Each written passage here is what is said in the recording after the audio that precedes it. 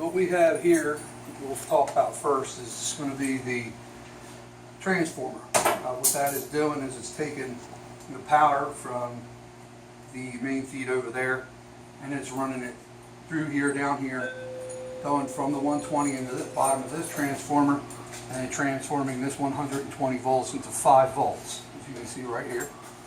This 5 volts is then going to run over here. This is what's powering. The next, what that is doing is it's coming through this wire here and it's powering the Arduino. That's the 5 volts that it's using.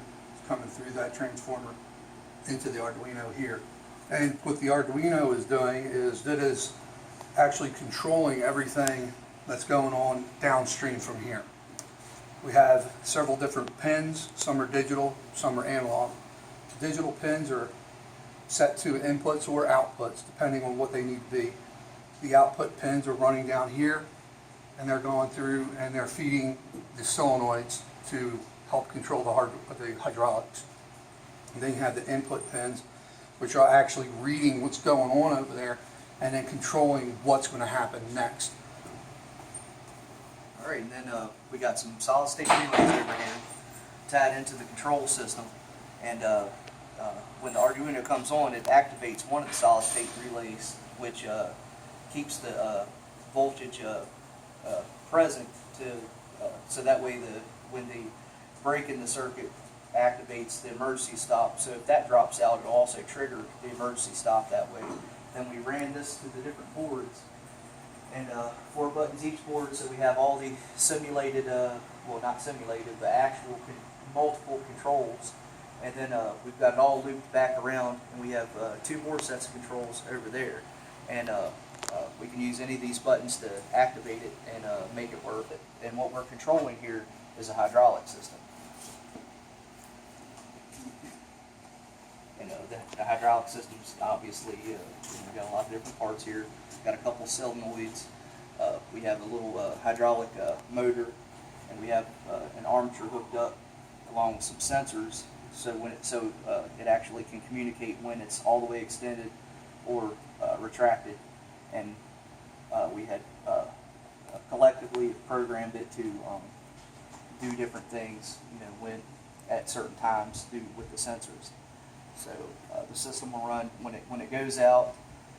That hydraulic motor will be off, and then when it goes back, the hydraulic motor will be on to simulate an industrial or just some kind of mechanical device that's both electrically and electronically controlled. What we have here is our controls. This is our power, this is our stop, this is our e-stop, which is emergency stop, and we have a start button. What we're going to do first, we're going to press the power button, and that's going to turn the whole system on.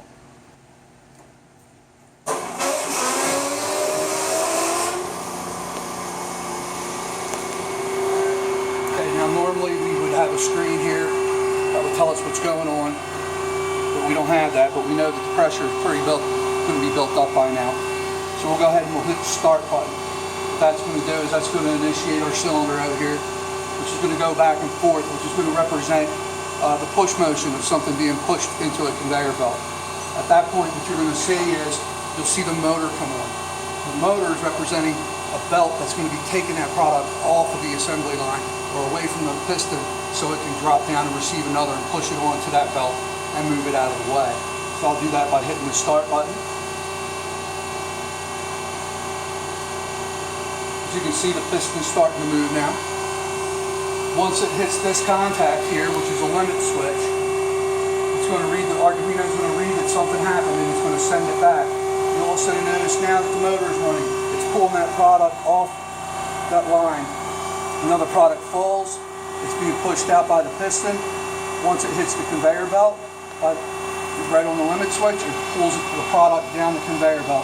And it just keeps on doing that. It just keeps on running with no interference whatsoever. And just keep moving the product. Okay, what we'll do here is we'll hit the stop button. And you'll see that it has just stopped the piston. The motor does not move. And that's just if we want to stall the process or just temporarily stop. And once we hit the run button again, it starts the process, and you'll see the belt move here in just a second.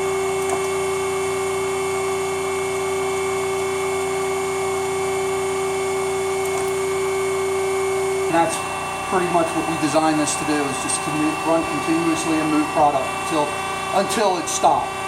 The only time that it's going to stop is if we hit one of these two buttons here, our red buttons. We have a stop button and we have an emergency stop. What the stop button is going to do is that will stop the process here, but it will not stop the motor. So at any point in time, we can then hit the run button to start the process again. We hit the emergency stop, it just shuts it all down.